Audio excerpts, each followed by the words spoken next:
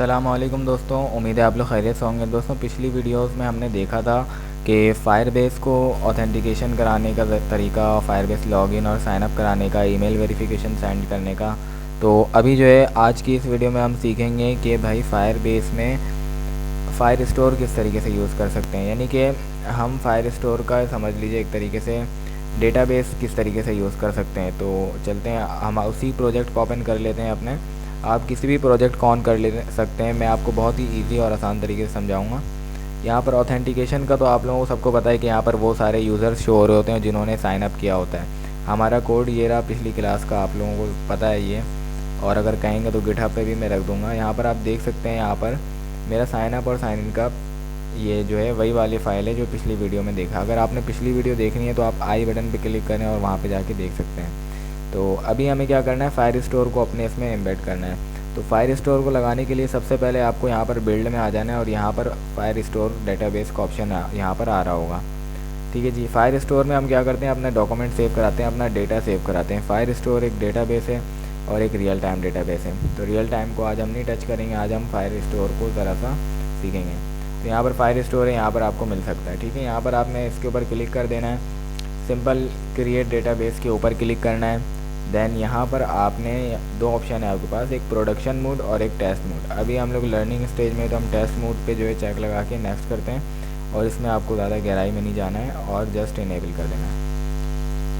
तो यहाँ पर जो है हमारा फायर स्टोर का डेटाबेस वो सेटअप हो रहा है। और यहाँ पर एक चीज़ जो है वो काफ़ी ध्यान से देखिएगा, जो लोडिंग के बाद मैं आपको समझाऊँगा। सेटिंग कंप्लीट हो जाए इसकी तो फिर आगे बढ़ते हैं। अच्छा, अगर आप लोगों ने अभी तक चैनल को सब्सक्राइब नहीं किया है तो चैनल को सब्सक्राइब कीजिए। बाकी ये कि इस तरीके की वीडियोस जो भी चाहिए हो आप लोग कमेंट कर दिया करें, या जो हमारे क्लासमेट हैं वो तो मुझे व्हाट्सएप पे ही बता देते हैं। तो यहाँ पर आप देख सकते हैं हमारे फायर स्टोर जो है सब कुछ प्रोसेस कंप्लीट होने के बाद कुछ इस तरीके का ओवरव्यू दे रहा है। लाइक जिस तरीके ऑथेंटिकेशन में हमें शो होता है उसी टाइप का कुछ यहाँ पर है। तो अभी हमें यहाँ पर एक चेंजिंग करनी है। चेंजिंग करने से पहले बता दूं मैं, चेंजिंग को अभी आप रहने दें। जो भी हमारा जो चीज़ होगी, सेव होंगे सब कुछ, वो इधर आएगा। यानी कि जो भी हम फायर स्टोर में चीज़ सेव कराएंगे, स्टोर कराएंगे, वो हमें यहाँ पर डिस्प्ले होगी। जिस नाम से सेव कराएंगे उस नाम की इधर कलेक्शन बनेगी। देन आपकी जो है यहाँ पर डेटा आपको शो हो रहा होगा जो आपने शो कराया होगा। अच्छा जी, अब यहाँ पर मैं आपको एक चीज़ बता दूँ कि इसको यूज़ करने से पहले आपको रूल्स में जाना है। रूल्स में जाने के बाद यहाँ पर एक रूल दिया हुआ इन्होंने। रूल ये है कि ये हमें जब तक कि फायर स्टोर अलाउ करेगा जब तक कि ये डेट नहीं आ जाती, यानी कि 1 महीने तक का हमारे पास टाइम है। हमें क्या करना है, इसको इफ़ के बाद से ये कंडीशन जो है हमें हटा के ट्रू ट्रू कर देना है जस्ट। ठीक है, और इसको पब्लिश कर देना है। अभी हम लाइफ टाइम इस फायर स्टोर को एक्सेस कर सकते हैं, जब चाहें हम इसको यूज़ कर सकते हैं। सही है, बस ये काम आपने करना था यहाँ पर और आपका काम हो गया। और आपने यहाँ पर आ जाना है वापस अपने फायर स्टोर के डेटाबेस में। यहाँ पर कुछ भी नहीं है। अभी हम सीखेंगे कि फायर स्टोर डेटाबेस को किस तरीके से यूज़ करते हैं। तो चलिए यूज़ कर लेते हैं। हमें क्या करना है, गो टू डॉक्स में जाना है और फायर स्टोर को सेटअप कर लेते हैं जिस तरीके से हम लोगों ने फायरबेस ऑथेंटिकेशन यानी फायरबेस ऑथ को सेटअप किया था। सिंपल यहाँ पे हम पहले क्या करते थे, ऑथेंटिकेशन में जाते थे, बट अभी हम चल रहे हैं, हमारा जो है फायर स्टोर चल रहा है, तो हम फायर स्टोर पे क्लिक करेंगे।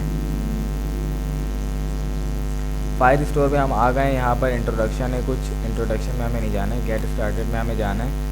देन गेट स्टार्टेड में जाने के बाद हमें स्क्रॉल डाउन करना है और यहाँ पर इनिशियलाइजेशन का प्रोसेस ये बताया जा रहा है। यहाँ पर फायरबेस को फायरबेस यानी फायर स्टोर को भी इनिशियलाइज़ कराना उतना ही ज़रूरी है जितना फायरबेस ऐप को फायरबेस ऑथ को कराना लाजमी था। सिंपल यहाँ से हम इसको कॉपी करेंगे और अपनी app.js की फ़ाइल में सबसे टॉप पे जहाँ पे ये किए हैं हमने, वहीं पे इसको भी ले जाके पेस्ट कर देंगे। अब देख सकते हैं यहाँ पर हमने पेस्ट कर दिया। और यहाँ पर जो फ्रॉम है, हमें यहाँ पर इसने जो है, यहाँ पर इसने देख सकते हैं यहाँ पर इसने फायरबेस फायर स्टोर किया है। तो इसके लिए भी एक सीडीएन आती है जो इसको हमें डिलीट करना है। जिस तरीके से हमने फायरबेस ऐप को इनिशियलाइज़ किया था, फायरबेस ऑथ को इनिशियलाइज़ किया था जिस लिंक से और जिस आईडी से, यूआरएल आईडी से, वही सिंपल इधर पेस्ट करना है।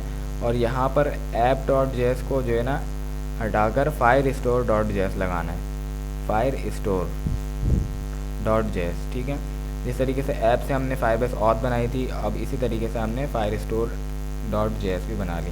ठीक है, ये एक काम हो गया हमारा। देन यहाँ पर नीचे आ जाते हैं, इसको इनिशियलाइज़ कराना है, यहाँ पर कॉन्स्ट ऐप बनाना है और इसको इनिशियलाइज ऐप फायरबेस कॉन्फ़िग, इसको कॉपी करते हैं हम जस्ट यहाँ पर, और जस्ट यहाँ पर जहाँ पर हमारा ऐप इनिशियलाइज़ हो रहा है वहीं पे इसको पेस्ट कर देते हैं। ठीक है जी, ये हमारा पहले से इनिशियलाइज़ है, आप देख सकते हैं, तो इसलिए इसके इधर करने की ज़रूरत नहीं है। ठीक है, यहाँ पर हमारी ये फायरबेस की कॉन्फ़िग है, यहाँ पर नीचे पहले से हुआ है। ओके, ये करना लाजमी है। ठीक है, ये कॉन्स्ट डीबी जो है इसको करना लाजमी है, इसको कॉपी करके हम सिंपल इसके नीचे पेस्ट कर सकते हैं और ये हमेशा इसके नीचे ही रहेगा। ज़रूरी नहीं है कि आप इसको ऊपर ही रखें, क्योंकि इनिशियलाइजेशन और लाजमी पहले होनी चाहिए, उसके बाद ही करनी है। ठीक है, ये कर लिया हमने। उसके बाद नीचे आ जाते हैं ऐड डेटा पे। डेटा ऐड करने के बहुत सारे तरीके इधर दिए हुए हैं, तो हमें क्या करना है, हमें डेटा ऐड करना है। यहाँ पर जाना है, हमें ऐड एंड मैनेज डेटा पे क्लिक करना है। देन यहाँ पर ऐड डेटा का जो ऑप्शन है इसके ऊपर जस्ट क्लिक करना है हमें, और यहाँ पर मैं आपको जो तरीका बता रहा हूँ उस तरीके से आपने डेटा को ऐड करना है। बाद में आप इन सारी चीज़ों को भी एक्सप्लोर कर सकते हैं जो दूसरे मेथड्स हैं यहाँ पर, लेकिन सबसे पहले आप उसको कीजिए जिसको मैं बता रहा हूँ। ऐड डेटा में आने के बाद आप यहाँ पर देख सकते हैं सेट आ डॉक्यूमेंट। यहाँ पर ये भी अच्छा तरीका है, लेकिन इससे भी एक आसान तरीका है जो सबसे ईजी है। सबसे पहले मैं आपको वो सिखा रहा हूँ, थोड़ा सा ये देख सकते हैं। यहाँ पर इंपोर्ट के अंदर जहाँ पर कलेक्शन और ऐड डॉग का रेफरेंस है, यहाँ पर आपको ये वाला यूज़ करना है जहाँ पे डॉग और सेट डॉग है। फ़िलहाल इसको आप यूज़ नहीं करेंगे। ठीक है जी, इंपोर्ट आपने कराना है, इस डेटा को ऐड कराने का ये मेथड है। ठीक है, अगर इस मेथड को आप फॉलो करते हैं तो आपको ये दो चीज़ें इंपोर्ट करानी होंगी फायरबेस फायर स्टोर में। सो एज इट इज़ हम इसको कॉपी करते हैं, देन यहाँ पर ले जाकर पेस्ट कर देते हैं। हमने यहाँ पर इनको पेस्ट कर दिया। अभी ये हाईलाइट इसलिए नहीं हुए और डिम इसलिए हो गए क्योंकि अभी हमने इनको यूज़ नहीं किया है। ठीक है जी, यहाँ पर आते हैं add a new document with generated ID. अब मैं आपको छोटी सी चीज़ समझा देता हूँ कि यहाँ पर कलेक्शन और ऐड डॉग का मकसद ही, कलेक्शन और ऐड डॉग को हम इसलिए चूज़ कर रहे हैं और डॉग और सेट डॉग को इसलिए छोड़ रहे हैं। उसकी वजह यह है कि जब भी हम कोई डेटा सेव कराते हैं फायर स्टोर में, तो यहाँ पर एक कलेक्शन बनती है। उस कलेक्शन का नाम अगर आप ख़ुद देना चाहें तो फिर आप जो ये वाला मेथड यूज़ कर सकते हैं, डॉग और सेट डॉग। और अगर आप चाहते हैं कि कलेक्शन ख़ुद ब खुद बाय डिफ़ॉल्ट फायरबेस यानी फायर स्टोर ख़ुद जनरेट कर दें, तो आप इसको ये वाला मेथड यूज़ करते हैं। तो इसलिए मैंने ये वाला यूज़ किया ताकि आपको कुछ जो है इसको परेशानी ना करनी पड़े, उसको आईडी ना देना पड़े, उसको जो है कलेक्शन का नेम नहीं देना पड़े। ठीक है, यहाँ पर अब हम इसको कॉपी करते हैं, कंट्रोल-C से कॉपी, और इसको पेस्ट कहाँ करना है हमें। अब ये पेस्ट करना हमारे ऊपर डिपेंड करता है। हम सबसे बॉटम में आए थे, यहाँ पे पेस्ट कर देते हैं। अच्छा जी, अब मैं इसको सेव करूँगा तो क्या होगा, ये जो सिटीज़ है इसकी कलेक्शन बन जाएगी। ठीक है, कलेक्शन का रेफरेंस है, ये जो डीबी है हमारा फायरबेस डेटाबेस, ये फायरबेस हमारा डेटाबेस है। ठीक है, ये इस चीज़ का रेफरेंस है। और दूसरी चीज़ ये जो आगे है कलेक्शन का नेम, कलेक्शन का नेम क्या है, सिटीज़ के नेम की कलेक्शन यहाँ पर बनेगी, यहाँ पर कलेक्शन बनेगी सिटीज़ के नेम की। देन यहाँ पर जो है नेम में सेव हो जाएगा टोक्यो, कंट्री में सेव हो जाएगा जापान। अभी जस्ट मैं आप लोगों को सेव कराता हूँ और यहाँ पर ले जाके दिखाता हूँ। यहाँ पे सेव कराया मैंने, यहाँ पर आया नहीं, मैं इसको रिफ़्रेश कर लेता हूँ। आप लोग देख सकते हैं कि यहाँ पर इंशाल्लाह डेटा आप लोगों के सामने डिस्प्ले हो गया। आप देख सकते हैं डेटा आपके सामने डिस्प्ले हो गया। ये सिटीज़ नेम की कलेक्शन थी तो इसलिए सिटीज़ नेम का ये कलेक्शन आई है हमारे पास। ठीक है, इस पर क्लिक करते हैं तो यहाँ पर देख सकते हैं ये जो है इसने डॉक्यूमेंट आईडी ख़ुद से जनरेट की। ये एक ऑटो जनरेटेड आईडी है, इसको हमने नहीं छेड़ना है, और ना ही ये हमारी यूआईडी है। ठीक है, ये हमारी एक बाय डिफ़ॉल्ट एक अलग से फायर स्टोर ने जो एक आईडी हमें दी है जो हमारी डॉक्यूमेंट की है। अब इसके अंदर जो डेटा हमने सेव किया था वो सेव हो गया हमारे पास डेटा। अच्छा, ये तो बहुत ही आसान सा सिंपल सा मेथड था। अब हम करते क्या हैं, आप चाहें तो इधर जो है एक इनपुट बनाएं, एक वेरिएबल बनाएं, लेट सबमिट डेटा। ठीक है जी, submit equals to document dot query selector submit. आप देख रहे होंगे कि मैंने एक वेरिएबल बनाया है, जिस वेरिएबल के ज़रिए हमने टारगेट किया है एक सबमिट नेम के बटन को। अब बटन हमने बनाया नहीं है, बटन अब मैं बना लेता हूँ। साइन इन वाले ऑप्शन के नीचे मैंने बटन बना रहा हूँ। ठीक है, बटन बना रहा हूँ, इसको आईडी क्या दूंगा, वही दूंगा सबमिट की। ठीक है, ये हमने कर लिया है। अब जो है हमें क्या करना है, एक इनपुट भी इधर बना लेना है। बटन से पहले इनपुट बना लेता हूँ मैं। इनपुट में जो है टैक्स रहने देता हूँ और इसको आईडी देता हूँ इनपुट की ही। सही है, इनपुट की आईडी। अब हम इस इनपुट को भी टारगेट कर लेते हैं।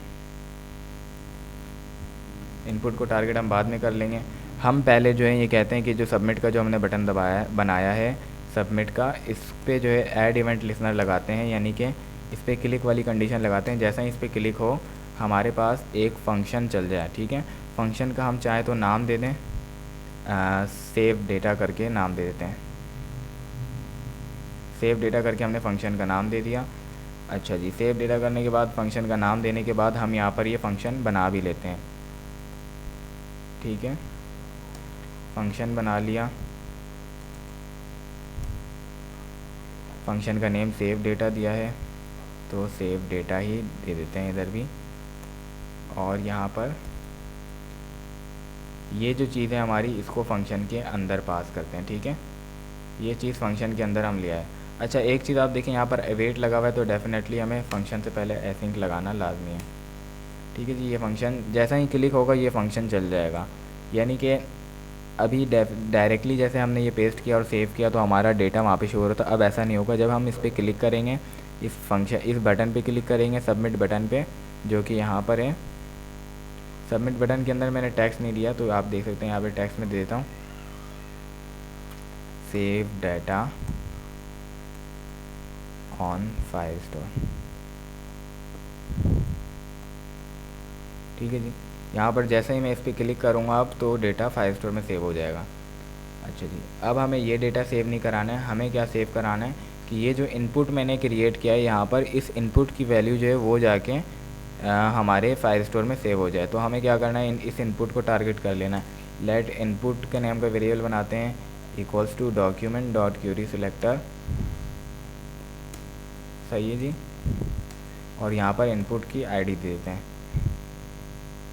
आईडी क्या थी, इनपुट ही दी थी हमने आईडी, यहाँ पर आप चेक कर सकते हैं इनपुट ही आईडी दी थी। ठीक है जी, ये हमने इनपुट की आईडी यहाँ पर दे दी। अच्छा जी, अब हमें क्या करना है, यहाँ पर आप देख सकते हैं नेम और कंट्री है, तो यहाँ पर हमारे फायरस्टोर में भी इतने सारे जो डेटा सेव हो गए हैं इसको हम डिलीट कर लेते हैं। इस पूरी कलेक्शन को ही अगर चाहें तो हम वो भी डिलीट कर सकते हैं। ठीक है,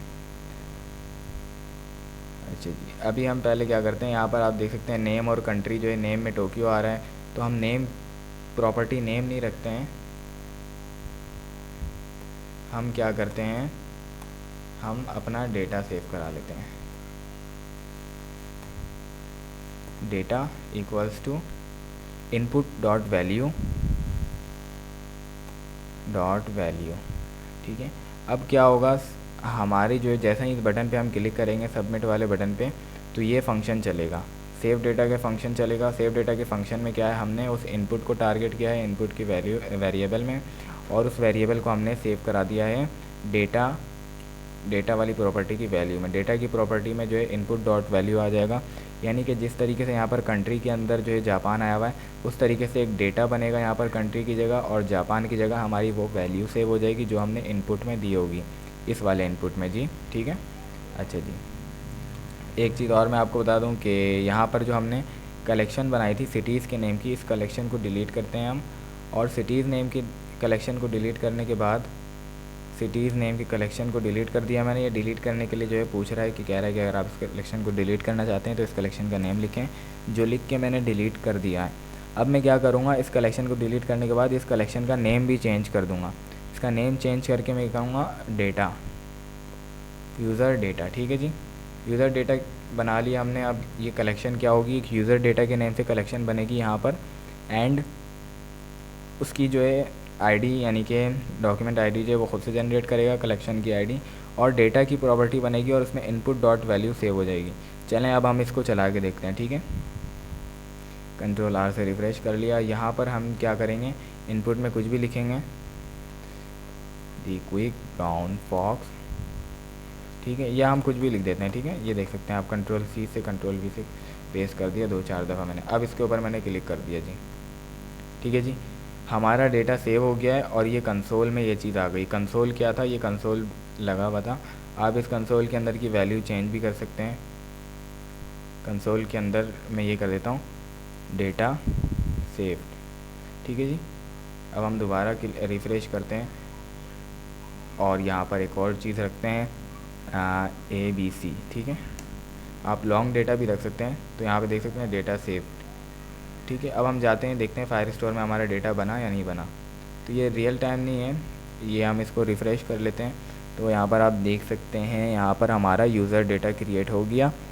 यहाँ पर 2 लिस्ट इसलिए बनी हैं क्योंकि एक में हमने ABC बनाया था और एक हमने पहले जो है सबमिट किया था, एक जो है कंसोल चेंज करने के बाद किया था। अब मैं जो है चाहूँ तो यहाँ पर कुछ भी लिखूँ और सेव करूँ तो वो मेरा डेटाबेस में सेव होते रहेगा।